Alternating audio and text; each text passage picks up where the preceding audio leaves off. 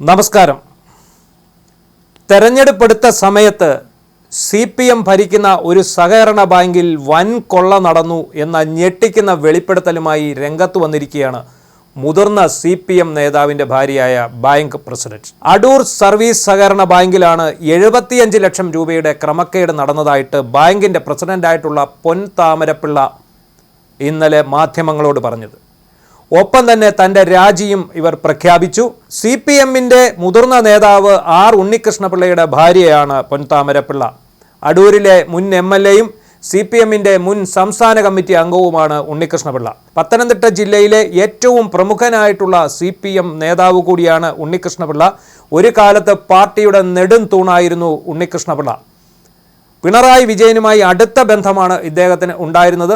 തെരഞ്ഞെടുപ്പ് അടുത്ത ഈ സമയത്ത് ഉണ്ണികൃഷ്ണപിള്ളയുടെ ഭാര്യ കൂടിയായ പൊൻ താമരപ്പിള്ള വന്ന് നടത്തിയ വെളിപ്പെടുത്തലുകൾ CPMനും പ്രത്യേകിച്ചും മുന്നണി സംവിധാനത്തിനും വലിയ തിരിച്ചടിയാവുകയാണ്. അടൂരിൽ LDFനെ വെട്ടിലാക്കുന്നതാണ് പൊൻ താമരപ്പിള്ളയുടെ വെളിപ്പെടുത്തൽ. ഒരു വർഷം മുമ്പാണ് അടൂർ സർവീസ് സഹകരണ ബാങ്കിൻ്റെ പ്രസിഡന്റായി പൊൻ താമരപ്പിള്ളയെ തെരഞ്ഞെടുക്കുന്നത്. ഇതിനു മുമ്പ് CPM ഏരിയ കമ്മിറ്റി അംഗമായ രവീന്ദ്രനായിരുന്നു ബാങ്കിൻ്റെ പ്രസിഡന്റ്. 20 വർഷത്തോളം പ്രസിഡന്റ് സ്ഥാനത്ത് തുടർന്നയാളാണ് രവീന്ദ്രൻ. ഒടുവിൽ പാർട്ടി ഇടപെട്ടാണ് ടേം വ്യവസ്ഥ കൊണ്ടുവന്ന് രവീന്ദ്രനെ നീക്കി പകരം ആർ ഉണ്ണികൃഷ്ണപിള്ളയുടെ ഭാര്യയായിട്ടുള്ള പൊൻ താമരപ്പിള്ളയെ അവിടെ നിയോഗിക്കുന്നത്. ഇപ്പോൾ നിയമസഭാ തെരഞ്ഞെടുപ്പ് അടുത്തിരിക്കുന്ന സമയത്ത് പാർട്ടിയെയും മുന്നണിയെയും എല്ലാം പ്രതിക്കൂട്ടിലാക്കുന്ന വിധത്തിൽ ഒരു വെളിപ്പെടുത്തലുമായി പൊൻ താമരപ്പിള്ള വരാനുണ്ടായ കാരണം എന്താണെന്ന് വ്യക്തമല്ല. എന്തായാലും വലിയ ഞെട്ടിക്കുന്ന കാര്യങ്ങളാണ് പൊൻ താമരപ്പിള്ള പറയുന്നത്. പത്തനംതിട്ട ജില്ലയിൽ CPMനെ സംബന്ധിച്ചിടത്തോളം സഹകരണ ബാങ്കുകളുള്ള ഒരു പുതിയ സംഭവമേ അല്ല. ജില്ലയിൽ നിരവധി ബാങ്കുകളിലാണ് CPM ഭരണസമിതി പകൽക്കൊള്ള നടത്തിയത്. കുമ്പളാംപൊയ്ക, സീതത്തോട്, വയ്യാറ്റുപുഴ, മൈലപ്ര, കോന്നി RCB അങ്ങനെ നീണ്ടുപോകുന്നു CPM തട്ടിപ്പ് നടത്തിയിട്ടുള്ള ബാങ്കുകളുടെ കണക്കുകൾ. ഇപ്പോൾ ഏറ്റവും പുതുതായി പെരുന്നാട് സർവീസ് സഹകരണ ബാങ്കിന് മുന്നിലും സമരം നടന്നുകൊണ്ടിരിക്കുകയാണ്. CPMനെ സംബന്ധിച്ചിടത്തോളം സംസ്ഥാന ഒട്ടാകെ സഹകരണ ബാങ്കുകൾ കൊള്ളയടിച്ച ചരിത്രമാണുള്ളത്. കരുവന്നൂർ നമുക്കറിയാവുന്ന കാര്യമാണ്.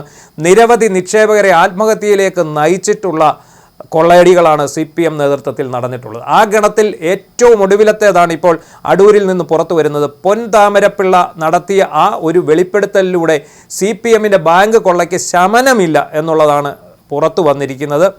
75 ലക്ഷം രൂപയാണ് തനിക്ക് കണ്ടുപിടിക്കാൻ പറ്റിയത്. 75 ലക്ഷം രൂപയുടെ ക്രമക്കേടാണ് തനിക്ക് കണ്ടുപിടിക്കാൻ പറ്റിയത് എന്നാണ് പൊൻ താമരപ്പിള്ള പറയുന്നത്. അതിൽ ഏറ്റവും കൂടുതൽ ചട്ടവിരുദ്ധമായ നടപടിക്രമങ്ങളാണ് നടന്നിട്ടുള്ളത്. അതായത് ഈ ബാങ്കിൻ്റെ അതിർത്തി വിട്ട് ലോൺ നൽകുക, അർഹമായതിനേക്കാൾ കൂടുതൽ തുക പ്രോപ്പർട്ടികൾക്ക് ലോൺ കൊടുക്കുക, നിക്ഷേപങ്ങൾ ബാങ്കിൽ വരുന്ന നിക്ഷേപങ്ങൾ ദേശസാൽകൃത ബാങ്കുകളിൽ നിക്ഷേപിക്കേണ്ടതിന് പകരം ഗവൺമെൻറ് എംപ്ലോയീസ് സഹകരണ സംഘം പോലെയുള്ള സ്ഥലങ്ങളിൽ നിക്ഷേപിക്കുക എന്നിവയാണ് പ്രധാനമായി ഉന്നയിച്ചിരിക്കുന്ന ആരോപണം. ഇതിൽ ഏറ്റവും പ്രധാനപ്പെട്ട ഒരു ആരോപണം ഒരു നിക്ഷേപകയുടെ 30 ലക്ഷം രൂപ കാണാനില്ല എന്നുള്ളതാണ്. ഫിക്സഡ് ഡെപ്പോസിറ്റ് ഇട്ടിരിക്കുകയാണ്. അതായത് മുൻ ബാങ്ക് പ്രസിഡന്റുമായിട്ടുള്ള സൗഹൃദത്തിൻ്റെ പുറത്ത് ഈ നിക്ഷേപകയുടെ ഭർത്താവ് ഫിക്സഡ് ഡെപ്പോസിറ്റ് ഇട്ട തുകയാണ് 30 ലക്ഷം രൂപ. ഈ പണം തിരികെ നൽകിയെന്നാണ് ബാങ്ക് രേഖയിൽ കാണുന്നത്. എന്നാൽ ഈ പണം തനിക്ക് കിട്ടിയിട്ടില്ലെന്നാണ് നിക്ഷേപക പറയുന്നത്. അവരുടെ കയ്യിൽ ഫിക്സഡ് ഡെപ്പോസിറ്റിൻ്റെ സർട്ടിഫിക്കറ്റ് അവരുടെ കൈവശമുണ്ട്. പക്ഷേ ആ പറയുന്ന തുക എൻ്റെ കൈവശം വന്നിട്ടില്ല എന്ന് അവർ ആവർത്തിച്ച് പറയുമ്പോൾ ബാങ്ക് അധികൃതർ കൈമലർത്തുകയാണ് ചെയ്തത്. നിരവധി ക്രമക്കേടുകൾ പൊൻ താമരപ്പിള്ള അക്കമിട്ട് ചൂണ്ടിക്കാട്ടുന്നുണ്ട്.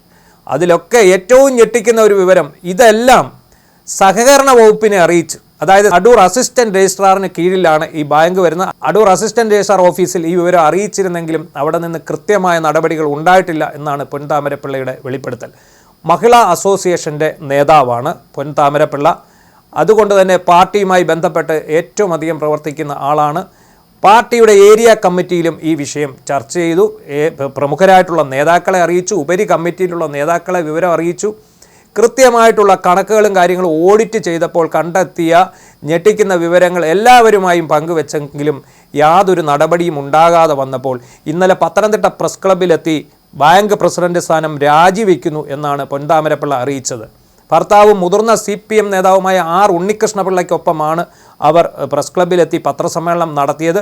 പത്രസമ്മേളനത്തിൽ തനിക്ക് പറയാനുള്ള കാര്യങ്ങളെല്ലാം തന്നെ പറഞ്ഞു തീർക്കുകയും ചെയ്തു. ഇതിനുശേഷം ഇതേപ്പറ്റി പ്രതികരിക്കാൻ CPMൻ്റെ നേതൃത്വം ഇതുവരെ തയ്യാറായിട്ടില്ല. കാരണം അവിടെ നടന്ന സംഭവങ്ങളെക്കുറിച്ച് നേതൃത്വത്തിനും കൃത്യമായ അറിവുണ്ട്. CPMൻ്റെ ഏരിയ കമ്മിറ്റി അംഗമായ രവീന്ദ്രനായിരുന്നു നേരത്തെ ഈ ബാങ്കിൻ്റെ പ്രസിഡൻറ്റ്.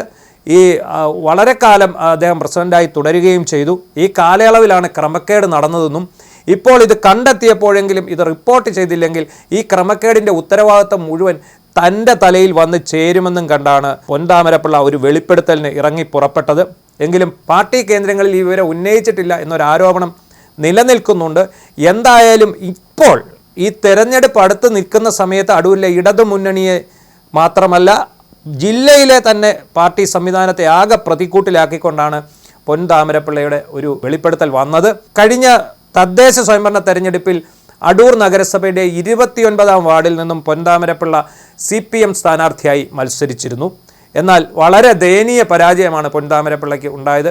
89 വോട്ടുകൾ മാത്രമാണ് ആ വാർഡിൽ നേടാൻ കഴിഞ്ഞത്. ഏതാണ്ട് 400ഓളം വോട്ടുകൾ CPMന് ഉള്ള വാർഡിലാണ് വെറും 89 വോട്ടുകളോടെ 3ാം സ്ഥാനത്തേക്ക് പോകേണ്ടി വന്നത്. ഇവിടെ കോൺഗ്രസ് സ്ഥാനാർത്ഥി വിജയിക്കുകയും 2ാം സ്ഥാനത്ത് BJP എത്തുകയും ചെയ്യുന്ന ഒരു അവസ്ഥ വരെ ഉണ്ടായി. ഉണ്ണികൃഷ്ണപിള്ളയോടുള്ള നീരസത്തിൻ്റെ ഭാഗമായി ഉണ്ണികൃഷ്ണപിള്ളയോടുള്ള അസംതൃപ്തിയുടെ ഭാഗമായി പാർട്ടിയിലെ വിഭാഗീയതയുടെ ഭാഗമായി പൊൻതാമരപ്പിള്ളയെ പാർട്ടിക്കാർ തന്നെ കാലുവാരി എന്നാണ് കരുതപ്പെടുന്നത്. ഒരുപക്ഷെ ഈ ഒരു കാലുവാരൽ പാർട്ടിയിൽ തനിക്ക് നേരിട്ട ഈ ഒരു അവമതിപ്പാവാം ഇപ്പോൾ ഇങ്ങനെ ഒരു വെളിപ്പെടുത്തൽ നടത്താൻ പൊൻതാമരപ്പിള്ളയെ പ്രേരിപ്പിച്ചത് എന്നാണ് പാർട്ടിയിലുള്ള ചിലർ പറയുന്നത്. എന്തായാലും CPM നടത്തുന്ന സഹകരണ ബാങ്ക് കൊള്ളയിൽ ഏറ്റവും അവസാനത്തേതായി പുറത്തു വന്നിരിക്കുന്ന കൊള്ളയാണ് അടൂർ സർവീസ് സഹകരണ ബാങ്കിലേത്. മുൻ പ്രസിഡൻ്റായിട്ടുള്ള രവീന്ദ്രൻ്റെ 2 മക്കളും സഹകരണ വകുപ്പിലെ ഉദ്യോഗസ്ഥരാണെന്ന് പറയുന്നു. ഈ തട്ടിപ്പുകൾ നേരത്തെ തന്നെ കണ്ടെത്തിയതാണെന്നും അന്ന് ഈ തട്ടിപ്പുകൾ പുറത്തു വരാതിരുന്നത് സഹകരണ വകുപ്പിലെ ഇടപെടൽ കൊണ്ടാണെന്നും ഒരു ആരോപണം ഉയരുന്നുണ്ട്. എന്നാൽ മുൻ പ്രസിഡന്റ് രവീന്ദ്രൻ തട്ടിപ്പ് നടത്തിയതായി പൊൻതാമരപ്പിള്ളയ്ക്ക് അഭിപ്രായമില്ല.